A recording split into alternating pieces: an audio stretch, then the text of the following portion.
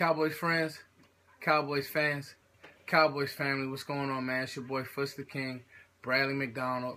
I'm here. I got some notes today. This is a Giants breakdown. So I'm going to break down kind of the state of the NFC East. I'm also going to break down the Giants and how I think we can get ready for this game and obviously try to get a win against the Giants next Sunday night. But first and foremost, like I always do, thank y'all 100% for watching every video. Thank y'all for the comments, for the likes. Right here, right now, you should see a link. There it is right there. Bet. And it's not a link, it's just a description. You guys, I just dropped a new DJ mix. Go check it out. It's on my SoundCloud, Foots and Coles, iTunes, Foots times Coles. Write our own music, produce our own music. I play drums, sing, write, do everything musically, man. So that's kind of like what I do. And I also, of course, I love to talk football and I love to break down sports and just, you know what I mean, look at stats and do all those types of things and look at players and just see what's what. So obviously today the Cowboys didn't play. We played Thursday night against Minnesota. Won an ugly game. Cool. But a lot happened today. The Redskins lost, which gave Dallas a playoff berth. And so, first and foremost, being a fan and what we had to sit through last year, the fact that we're already in the playoffs with, I think, 4 games left to go in the season. Yeah, we're 11-1. So 4 games left to go in the season. It's truthfully amazing. You know what I mean?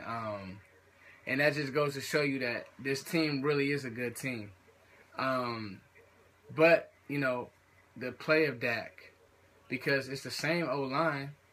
Running back is different. Last year we banked on Joe Randall. That wasn't smart, but, you know, now we have Ezekiel Elliott, a true playmaker.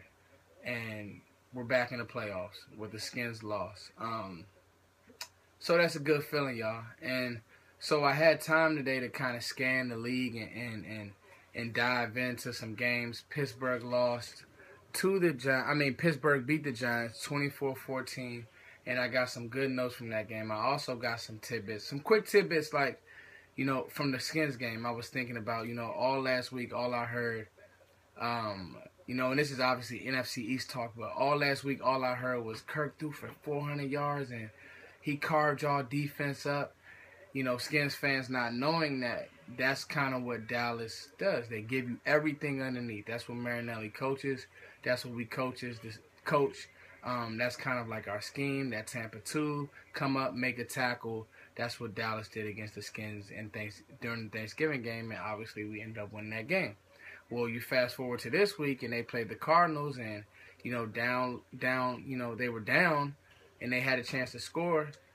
Kirk had plenty of time, and the Cardinals sent 2 blitzes back-to-back. They sent 2 corner blitzes, or they sent 2 secondary blitzes. Well, normally when you do that, it's a cover 0 or it's a man. It's just man across the board. Well, with the weapons that the Skins have, you know, Kirk should have been able to make a play. But obviously, he threw a pick. He threw a pick to the Cardinals. He threw a pick to Patrick Peterson. And the Skins lost the game. I've been consistent about Kirk Cousins. I think he's a good quarterback. I don't think he's great. I think he's kind of one of these guys that when everything's going well, he'll be okay in the flow of offense. But he'll never make a major play. He can make the throws if it's timed right, if there's no pressure in his face. But different from like a Dak who can make plays with his legs, or he can do different things within a game. He can manage a game, but he can also make a big play versus, like, you know, Pittsburgh when he made the throw to Dez, or just little things that Dak can do. And his body language is always clean versus, like, you looking at a Cousins, you know, when things start getting weird, the guy looks a little, he looks kind of off to me. So that's always been my thing about Kirk Cousins. So anyway, moving on to the Giants. And so obviously the Skins lost. That bumped Dallas into the playoffs, and the Skins aren't completely out of it. But, hey, you know, I think they should have beat the Cardinals. The Cardinals were a 4-6 team, and they lost. So, anyway, to the Giants. 4 minutes, and I haven't even talked about the Giants. So, the Giants lost today 24-14, and the thing that sticks out to me about the New York Giants is, for some reason, they don't run the football well. And that is how we, Dallas, I think, can beat the Giants, because not only do they not run the football well, they just stop trying to run the football, which is cool because I know that Eli will give you the ball.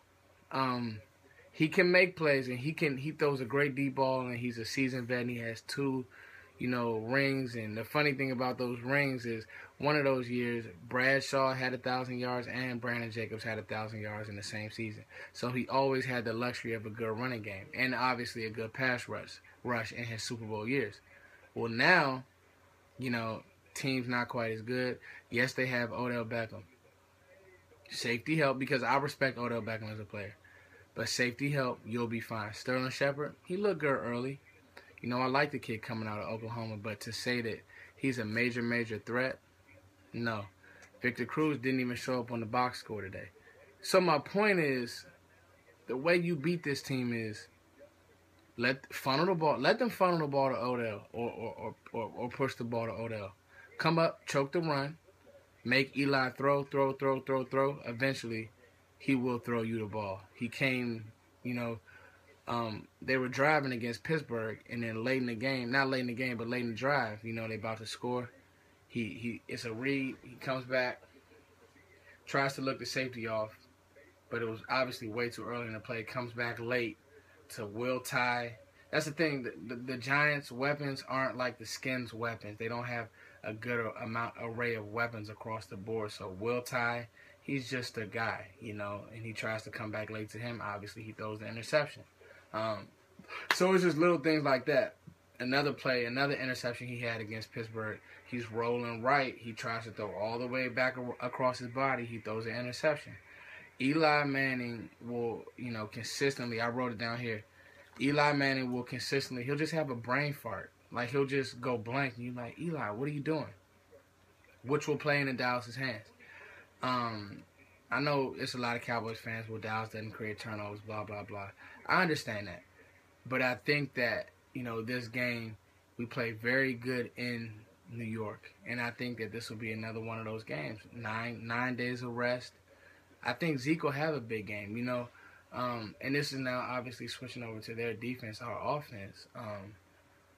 The first game that Dallas played the Giants, we led in every statistical category. We just lost the game. Weird game. That was also Dak's first game. That was also Zeke's first game.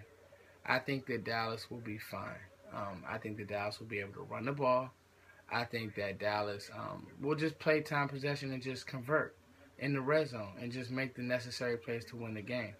And I also think that, a lot has to be said about just how good of a coach Jason Garrett has been. To the media, he seems like he's kind of vanilla and kind of like just, a waffle. But, behind closed doors, I really think that he has those guys' attention. And he'll use this game to prove a point and to kind of coach us to though he's coaching in the playoffs. Hostile environment, go up here with a solid game plan. Don't get anybody hurt, and obviously win the game. So to me, Snacks Harrison, good player. But today they lost JPP. So, Doug Free will be good. You know what I mean? I think that Dallas will be fine. Olivier Vernon, another good defender on their D-line, but it's nothing that I don't think that Dallas can't scheme for and obviously go ahead and try to win this game.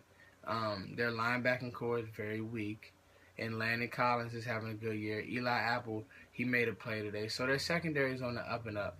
But I just think that, across the board, Dallas is a matchup problem for a lot of teams. The only team really who can match up with Dallas, if you're asking me, is when healthy, across the board, pound for pound, is probably Seattle defensively. Other than that, that'll still be in it. Other than that, it's not too many teams that match up with this team personnel-wise, and that's a great thing. Listen, that's kind of like my breakdown to get y'all ready for this Sunday night battle. I wanted to get it out to y'all early. Send it to your friends. Like, subscribe, share. Let me know what y'all think. I'm praying that Dallas can go ahead and get this win, man.